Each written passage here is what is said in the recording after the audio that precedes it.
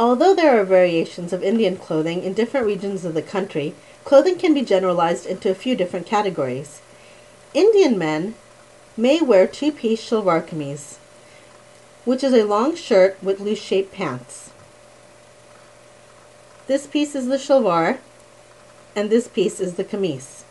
They also have a bottom piece called a dhoti, which is 6 yards of unstitched fabric that is wrapped to look like a full-length divided skirt. Men also wear more formal jackets called a sherwani, which is basically a long jacket with a high collar. There's also the Nehru jacket, which is basically a sherwani but shorter length with also a high collar. After the British rule, men in the cities wear Western clothes such as jeans, polo shirts, tees, and suits. An American businessman does not need to be concerned about dressing incorrectly, since most Indian men wear Western clothing. Proper business attire would be a dress pant and a collared shirt.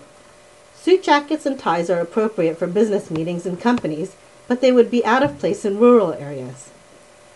Women's clothing and fashion are huge industries in India, with frequent changes in fashion trends. Yet women's clothing also has certain staple pieces, even though there are some variation by religion and by region.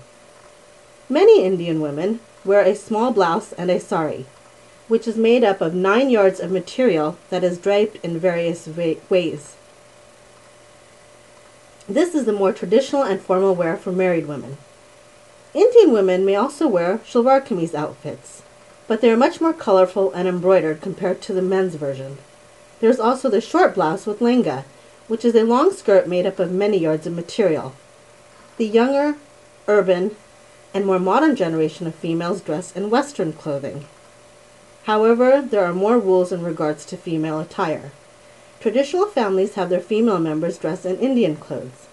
Married Indian women often wear a forehead dot called a bindi and a red line of color on their forehead called a sindoor. Often, conservative or rural Muslim and Hindu women will cover their heads. An American businesswoman needs to be aware of the environment in which her business dealings are when she is dressing. In the cities, when dealing with companies, formal knee-length dress suits or trousers are appropriate. In the rural areas, dressing in a skirt would be considered inappropriate. A safe option would be to wear trousers with a long shirt and to drape a scarf.